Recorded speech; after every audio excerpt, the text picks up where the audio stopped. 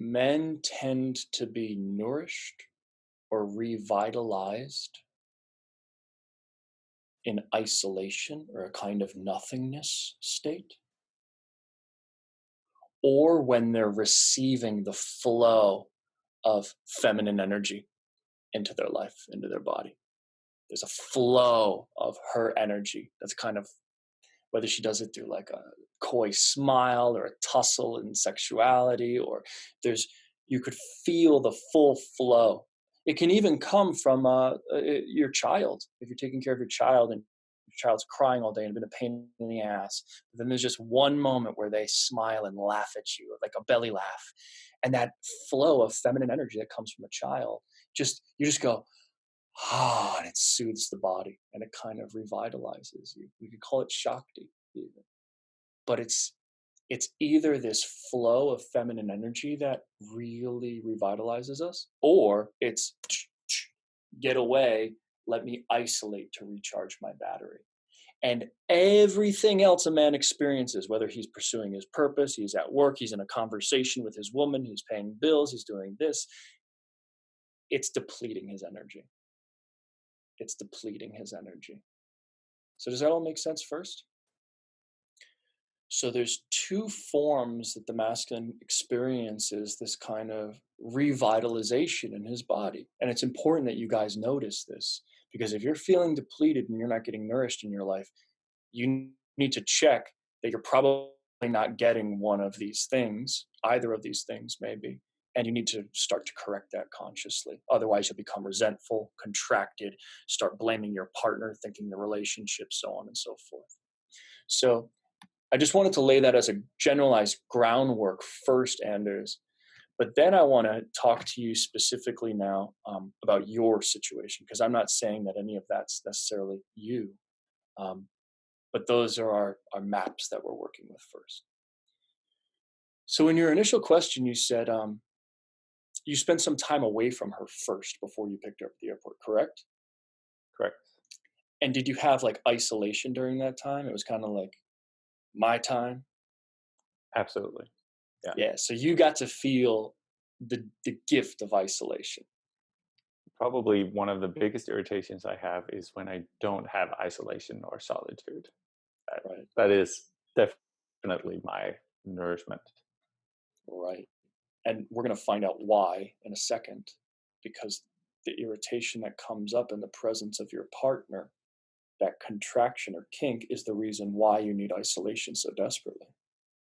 It's because there's something that's happening in the field that's causing your nervous system to contract around that thing in response to whatever she's doing or adding. Right? So we're going to find out what it is she's adding. Okay? So you're in the car with her, you pick her up, you're in your state, which is a kind of an emotional neutrality, I imagine, a clear-mindedness, kind of a, hey, nothing's fucking wrong right now. I don't have, a huge burden on my head. I'm just kind of cruising, enjoying this moment. I'm happy to see my woman.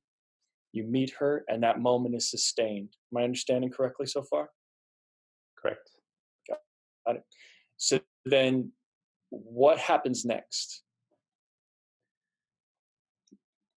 Where does it go wrong? Well, that's the moment that's hard to pinpoint, but I'll try. So I think there is a sustaining that energy I have from my solitude or from my isolation that just reaches past the moment where we greet each other, and then that wears off. Right. And I think it's like that's the simplest like interpretation of what happened in that moment. Like as I said, there was no fight, there was no big conversation. She felt good, so there was not like, I didn't feel like she robbed me of my isolation either. Like she didn't demand a lot from me. It didn't really feel like she demanded anything really. So there was this just this moment when we are driving back where I really realized, oh, she's annoying me. Like I don't even know Hmm. what it is. Right. So,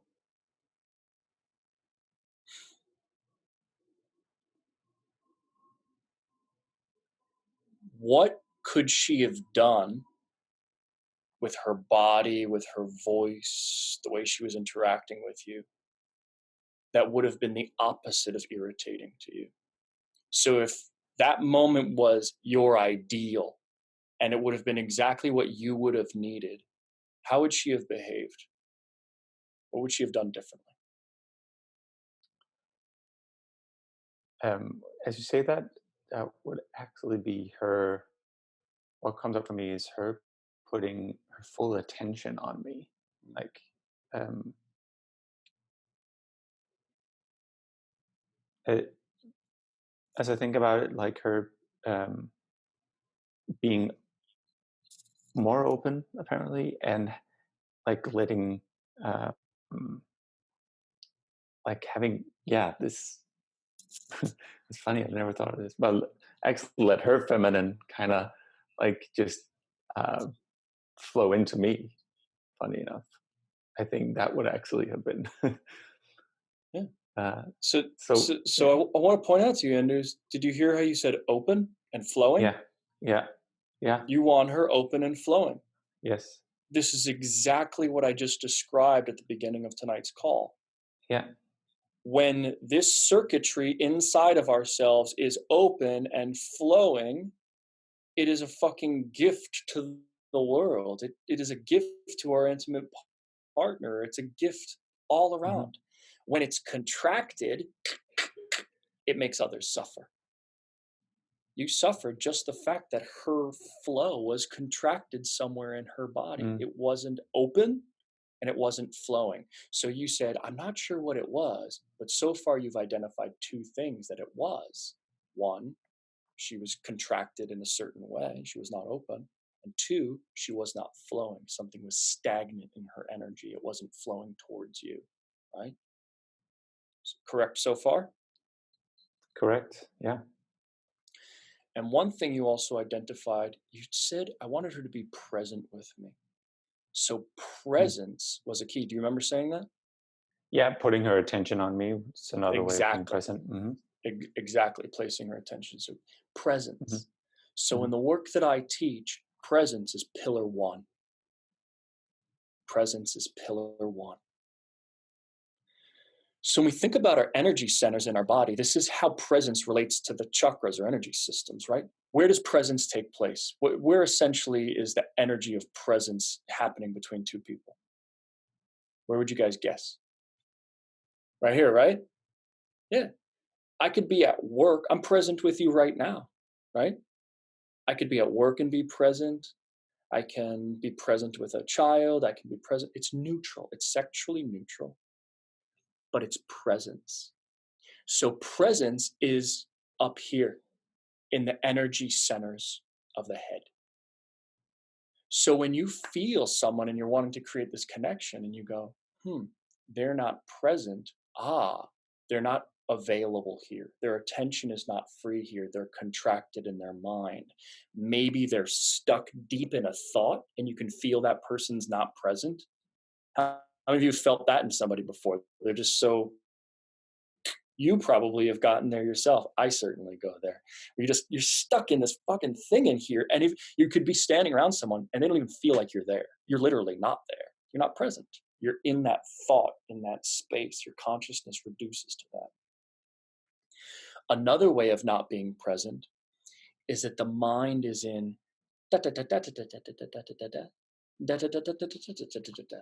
right?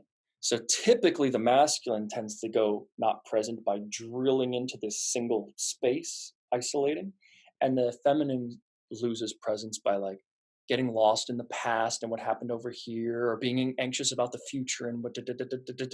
Men and women both do that, but that's just a tendency of the mind. So both of those are forms of contraction, not being present. So now that I explained that, do you have a sense of what she was doing with her attention that made it feel not free to you?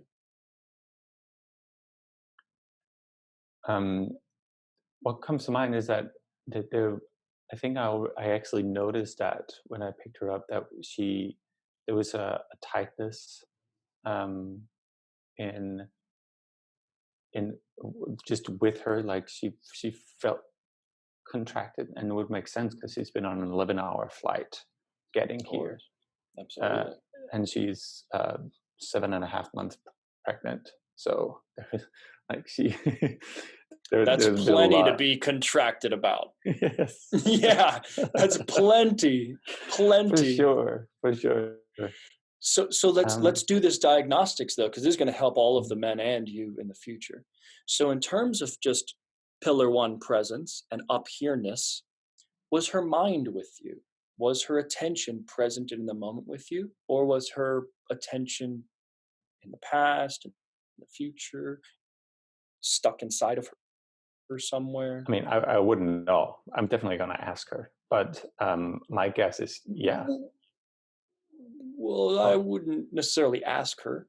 Um, oh, yeah, I don't know that that would be useful because she might not remember. I wouldn't open a can of worms like that. Just something to okay, notice that from this point forward. But I will okay. say this: was she talking or was she silent? She was silent. She was silent. Yeah, Good. well, So that's how she I remember it. got. So she was silent, and could you feel her attention, like in her? Like she wasn't asking you questions. She wasn't sharing with you her experience you just had. She was like inside. Yeah, yeah, Okay, so that's perfect, and that was irritating. yeah, Okay, yeah. I perfect. So mean, that's the starting yeah. point. hmm So that's how you run diagnostics. The first thing is that they're present here. mm I'm present. I would like presence, but my partner's not present right now, right? But if you sit there and begin to suffer the fact that they're not present, that's going to be irritating to you. You might recognize, wow, they're not present. All I need to do is invite them back into presence. And then you become an artist of the moment. How do you make your partner present? How do you bring them to presence, right? So that's a question. And other times, it's not even appropriate to ask your partner to be present after they've been through something. And you might just feel they've just been through some shit. They shouldn't be present. They don't need to be present. I'm just going to continue my and just, not enjoy. You're still going to feel the presence that it is, but there's no expectation of them hmm to behave differently than they are. So that becomes your yoga. How do I get my partner to come back to presence with me? So that's a starting point, first of all. Do you have a sense of what you would do if you were to go back into that moment? First of all, if you were to go back to that moment, do you think it would have served her to be present with you in that moment? Not necessarily. I mean, for obvious reasons, I would expect her not to be present. I just didn't put it into that context. So I think just having that awareness would have helped me. If I was to bring her back to presence, I think I would ask her either how she was feeling in the moment, and then see how she would respond to that question. Alternatively, depending if there was anything she needed, I think would be one of those two. Mm-hmm. Yeah, those would help that process for sure. hmm And one thing that I want to encourage you and all the other men on this call to remember is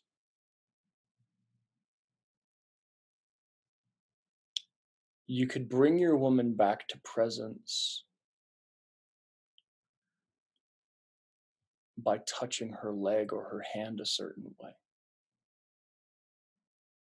So she's sitting there and she's fried, like internal 7 months pregnant after 11-hour flight, like, oh my God, just get me home to a bed, right? And she's sitting there like, oh, suffering, maybe processing the experience she just had or whatever. And then suddenly she feels your hand on her hand and just massaging it in a certain way. and you're not needing anything from her, but you're just offering her this touch. And suddenly she's just goes, and she's present because she can feel the touch.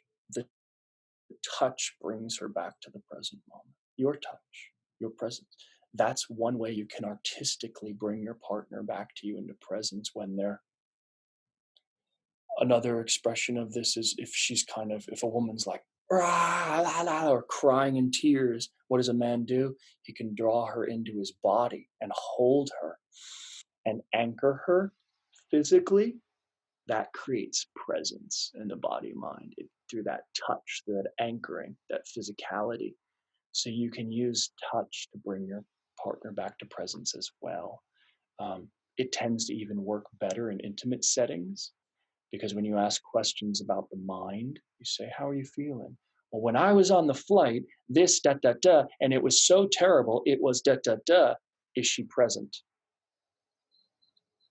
No, she's Okay. still on the flight. Yeah, Yeah. she's still on the flight processing what just happened to her. So when you artistically want to bring the gift or invoke the gift of presence in your partner, you bring them here and now. That when you said, "Is there anything I can get you? What do you need?" Now that's a question that correlates to the right now moment. Yes.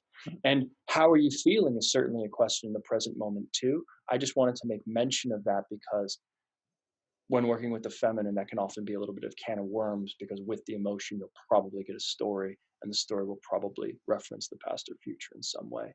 Mm. And then you'll be in that Yeah. That wouldn't be scenario. what I was looking for. Right. Exactly. So now, if you could like go back to that moment, is there one of those that you feel you would be most inspired to give her? Yeah, the touch. Absolutely. I would want to. I thank you for bringing that. I would. She she she desires and she needs touch. So I think that would definitely had created something. Beautiful. And what's beautiful about that is as we work down her energy system and start to open her, first it's the head, we bring her into presence. Next, it's the heart. Is her heart open or closed to you? Right? And I'm just taking this a few steps deeper than the moment. And I'm sure this was present too. But do you have a sense of where her heart was? Was it closed or open? I I would say it was more closed than open at that point. Right. Just my sense. Mm. So, particularly when a woman's with a man she trusts and loves, she wants her heart to be open the whole time. Mhm. If you were to play out this scenario in the car, she gets in the car, you feel she's crunchy as shit. She's got the energy of all the people she's just been around. She's exhausted. You're in your mood. You're like, fuck, man. Oh, no, you brought the energy, the whole plane. You're bringing all this. Oh, no. You feel kind of the crampy, like part of you that wants something, but you don't just give in to that. You transcend it by being like, yeah, this sucks. This sucks for her. How can I bring the gift of presence to this moment? Maybe if I bring it with my touch and you touch her in such a way that she becomes present. And you know she becomes present, not because she looks at you or says anything, but just because you see her go. Something softens in her, and you know you've done it. You know you've Mhm. created that opening.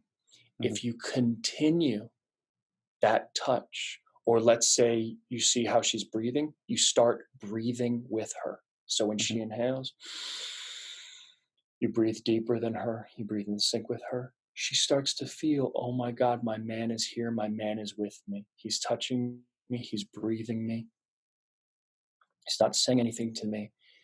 As presence moves down in her body, her heart will start to open, and then she might start to express emotion. So, very commonly, if you were to do that skillfully with this woman, she might start crying in that moment, or she Mhm. might start emoting in a certain way that she feels she needs to release, but didn't get to release for the last 11 or 15 hours or weeks, whatever it's been. And then she starts to melt here, and then the heart begins to open. Does this make sense what I'm describing? Absolutely. So, this energy center in her is presence. This energy center in her heart is devotion. is the heart of devotion. And you can feel when a woman's heart is open. Even if she's in rage or sadness or whatever her emotion is, it's irrelevant, but you can tell when it's opened. Giving her the gift of opening here and opening here is the greatest gift a lover can give their partner. You're helping her open and restore that flow, which is what you want too, right? Openness and flow. That's where it's so symbiotic. You're both wanting the same thing always. She's wanting it too. What are we willing to do to get there is the question. Now, if you follow this path down, there's the third energy center in her body, which would be the ultimate, which, can you guess what energy center that is? The sexual. The sexual energy center. Exactly. Up here is presence. Here at the heart is devotion. So you can have a relationship with a guru who gives you full presence and full heart love. And you have that relationship with them, right? Like, wow, what presence, what devotion, what heart openness. And you connect to that person from there. What's unique about an intimate relationship is that it includes the genitals now, right? So now there's presence, there's heart openness, and there's polarity at the genitals. Presence, devotion, polarity are the three pillars we teach. That's how you run diagnostics on your partner. Is my partner closed or obstructed in any one of these three areas? How can I lovingly or consciously open that area for them? So if you were to continue this and her attention was now present with you, her heart began to open, and then her yoni started to open to you, right? There was a sexual polarity. If she was in the car in that state, what would that experience be like for you?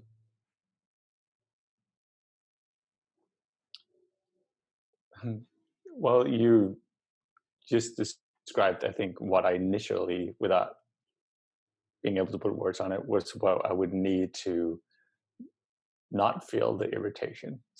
So for me, that experience would have been nourishing, and yeah, it would fill me up. It would, like, I think it Yes. would have opened my heart, possibly, Yes. brought Absolutely. me more into presence. Yeah. Absolutely.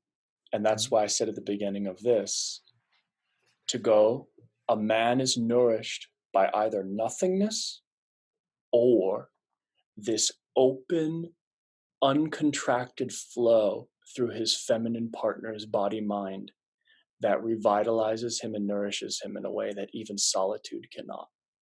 When her mind is open, when her heart is open, when her yoni is open, and you combine with that energy, it revitalizes a man in his confidence, in his sexuality, in his clarity of consciousness, and his groundedness in a way that nothing else does.